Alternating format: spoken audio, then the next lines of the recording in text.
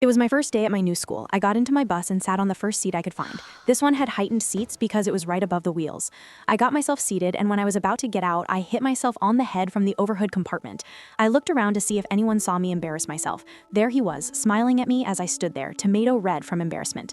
Let's call him Roy. Roy was in the same grade as me, but a different section. We were on the same bus route, and he lived a couple societies away. We found each other annoying at first. We always fought, but one day, after class, he came into the bus all giddy.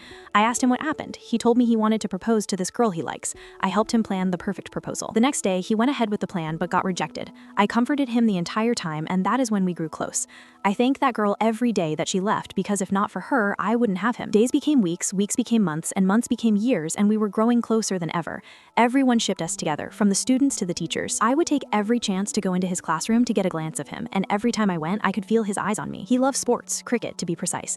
I didn't even like cricket, but I would sit down and watch every match carefully so that I had something to talk with him about. One day, I came to the bus early and I started crying. He came in after me. It was just using two. He asked me what was wrong. I said nothing. He didn't listen. He kept asking me to talk to him. I pushed him away and said I need space. He walked out of the bus and came back with a lunchbox full of sweet treats.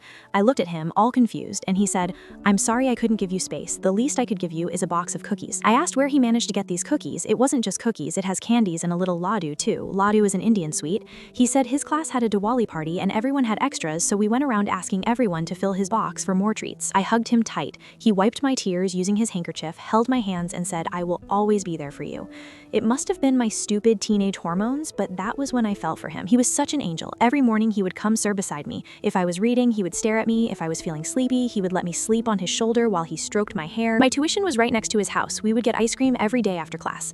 I knew we liked each other, but neither one of us wanted to risk our friendship. Even my mom knew about him. She loved him. She would let us go out on his scooty and would always ask me about him. I was always so happy when he was with me. I had a bad time at school and at home too most of the time, but he was always there to comfort me. He would hug me every time I cried and then spam my phone with memes.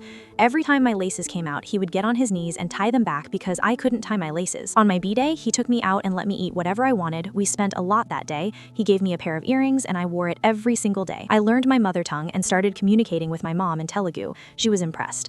That day when I walked him out of the society, he held my hand. I became weak in the knees and I was practically jumping with his hand in mine. He was scared out of his wits. On my farewell, he proposed in Telugu and of course I said yes. I gave him the tightest hug and kissed him really hard. I was waiting for this moment for 2 years now. We hung out in my society a lot more after that.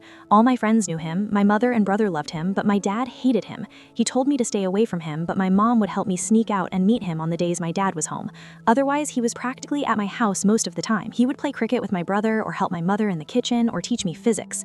Every time we met, he gave me a little flower he got from his garden. We would make plans to meet up and play badminton, but we would always end up making out in the service lift. He would hold me by the waist and lift me up to kiss me, and when he put me down, he'd start moving his hands down to my ass as I played with his hair. We had kissed at his house, at my house, and almost every service lift of our society. Almost everyone close knew. His friends hated me, so he stopped talking to them because he felt they didn't treat me right, and he kept his distance until they all apologized. He was such an angel, just my type. He was tall and smart with good hair and knew how to dance. Plus, he was amazing at sports, which made him all the more hotter, and he never left my side. He was always by my side. But something happened one day and he started distancing himself. He stopped responding to my texts, stopped picking up my calls, but his friends told me nothing happened to him. He was doing fine. He ghosted me for a month.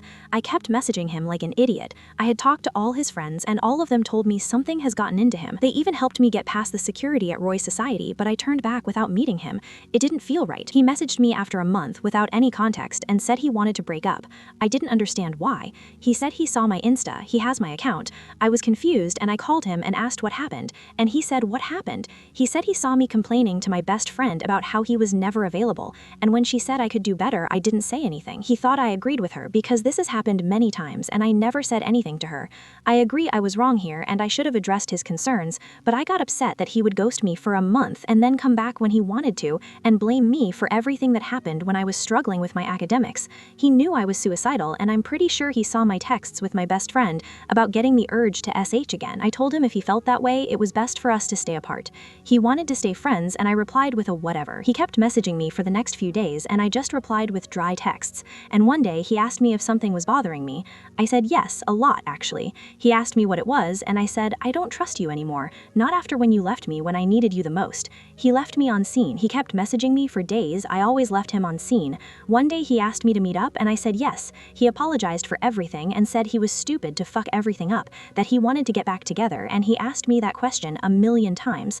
And honestly, I still loved him, but I would always remember his betrayal. I thought I had moved on when we met again with our mutual friends and I saw him with a girl. They weren't dating, but I felt this rage and jealousy inside me. I wasn't able to leave his behind. Here I was, struggling with my academics with increased trust issues, but he was having the time of his life. Why was he getting everything nice and why was I rotting like an idiot? He asked me if I wanted to get back again, but this time I only saw rage. He never stopped talking to me, but I feel he has moved on and he just feels guilty for what he did, and he feels pity for me. I feel like such an idiot for not being able to keep this in the past and move on. This has been affecting everything in my life. I threw away all his gifts, I hate sports more than ever, and every time I pass by his society, I can't help but feel angry. I see him on the streets, and whenever I do, I run away.